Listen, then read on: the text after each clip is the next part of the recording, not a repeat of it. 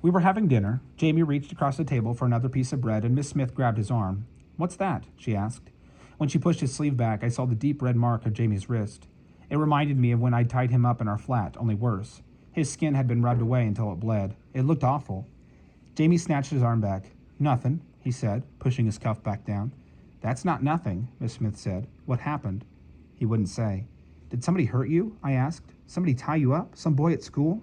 Jamie looked at his plate. He shrugged. "Oh, honestly," Miss Smith said, "speak up. You can't let people bully you. Tell us what's wrong so we can help you." He wouldn't talk, not then nor later to me in the bed. "You've got to tell me," I coaxed. "I take care of you, remember?" He wouldn't tell. At lunch the next day, Miss Smith surprised me by saying, "Ada, would you like to come with me to take Jamie to school? We might do a bit of shopping on the way home." I was worried enough about Jamie that I nodded, even though I suspected her of plans involving Velvet. Miss Smith marched Jamie into the school building the way I suppose she always did. I stayed outside. "We'll go get a cup of tea," she said when she returned, "and come back in half an hour." We went to a tea shop, which was a place full of tables where you could buy things to eat and drink, like a pub, only without beer and cleaner. "Miss," I whispered, taking my seat, "why are there blankets on the tables?" "They're called tablecloths," Miss Smith whispered back. "They're to make the tables look nice." Huh, I thought. Imagine dressing up tables. Imagine washing cloth to dress up tables. A lady came over and Miss Smith asked for scones and a pot of tea. I remembered to put my napkin on my lap and to say thank you to the lady when she brought the tea, and the lady smiled and said, "What nice manners. She's an evacuee?" I didn't know how the lady could tell, and I didn't like it that she could. Miss Smith said, "It's your accent. You talk different from us country people." I talked it different from posh people is what she meant. I knew I did, and I didn't like it either. I was trying the best I could to sound like I fit in. When we finished our tea, we went back to the school. Miss Smith walked right into the building without saying anything. She marched down the hall and threw open the first classroom door. She didn't knock. I caught up to her just as she sucked in her breath. I looked inside and saw what she saw. The whole class, including Jamie, was working at their desks with pencils and paper.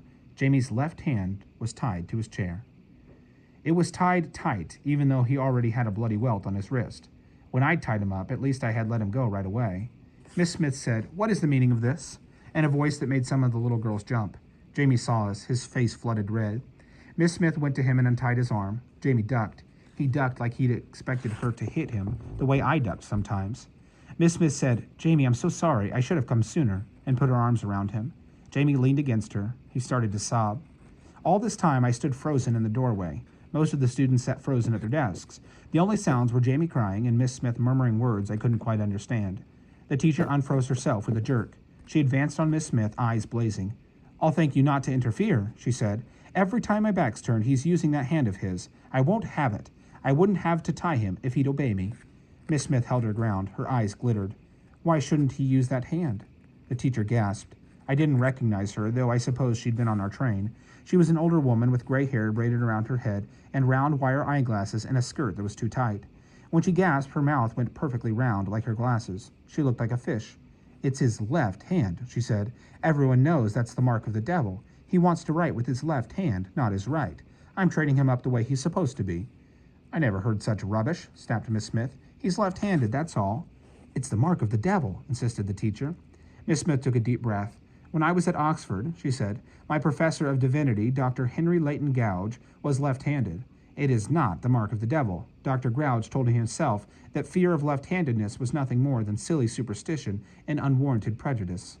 There's nothing in the Bible against people using their left hands. We can write and ask him if you like. Meanwhile, you will allow Jamie to use whichever hand he prefers, or I shall take action for the wounds he's received." I hated when she spoke with such big words. I couldn't follow it. Jamie's teacher said, suspiciously, "When were you at Oxford?" "I graduated 1931, Miss Smith replied. The teacher looked flustered, but she didn't back down all the way. "You're not to come into my classroom without knocking," she said. "It isn't allowed." "I won't again so long as I have no cause," Miss Smith said. She hugged Jamie to her, then stood. "I'll be asking Jamie. I don't want him ridiculed, looked down upon, or punished in any way for using his left hand." The teacher sniffed. Miss Smith stood and guided me to follow her out. I wanted to wait in the hall to be sure the teacher didn't immediately tie Jamie back up, but Miss Smith said we needed to leave. "I've knocked her pride a bit," she said. "We need to let her get it back." I didn't see why, I said. I could have told him he hates being tied, but I didn't really understand why the teacher tied him, and I said so. Miss Smith sighed. "Ada, which hand do you eat with when you hold a fork?" I held up my right hand. "This one." "Why? Why not use both?" "This one feels better," I said. "That's right. And Jamie eats with his other hand, his left hand. He always does. That hand feels better to him. I guess he did, but I never noticed. I never cared. So? So he's learning to write now, and it's much harder to write with the hand you don't eat with. I'll show you when we get home. She opened the main door of the school, and we went out. A chill wind swirled some dead leaves around the steps. In the Bible, the good people stand on God's right and the bad people stand on the left before they get cast into hell. So some people, idiots, I supplied. Yes, she smiled at me. Some idiots think left-handedness comes from the devil. It doesn't. It comes from the brain. Like that man you were talking about, I said. What? Oh, Dr. Grouch. Yes, he's Regius Professor of Divinity at Oxford University, where I studied. And he's left-handed, like Jamie. Miss Smith snorted. I've no idea. I didn't read Divinity. I never met the man. She'd lied. I looked at her sideways. So you didn't go to Oxford? I said. Whatever that was, whatever it meant. Of course I did, she said. I studied maths. We walked down the road. It's a club foot, like that? I asked. Like being left foot? I'm sorry. Is a club foot like that? I asked. Like being left-handed? In a way. It's something you're born with. No, I mean, is it what the teacher said? A mark of the devil. It would explain everything, I thought. Ada, of course not. How could you think so? I shrugged. I thought maybe that was why Ma'am hated me. Miss Smith's hand touched my shoulder. When she spoke, her voice was uneven. She doesn't... I'm sure it's not... She stopped walking and turned to face me. I don't know what to say, she said after a pause. I don't want to tell you a lie, and I don't know the truth. It was maybe the most honest thing anyone had ever said to me. If she does hate you, she's wrong to do so, Miss Smith said. I shook that off. It didn't matter, did it? Leaves skittered around the tips of my crutches. My bad foot swung in the air. I started down the road again, and after a moment, Miss Smith followed. Will you ride Butter when we get home? She asked. I think so, I said. I still can't make him trot. Persistence, Miss Smith said. That's what Lady Thornton says. I'd asked. Persistence meant to keep trying.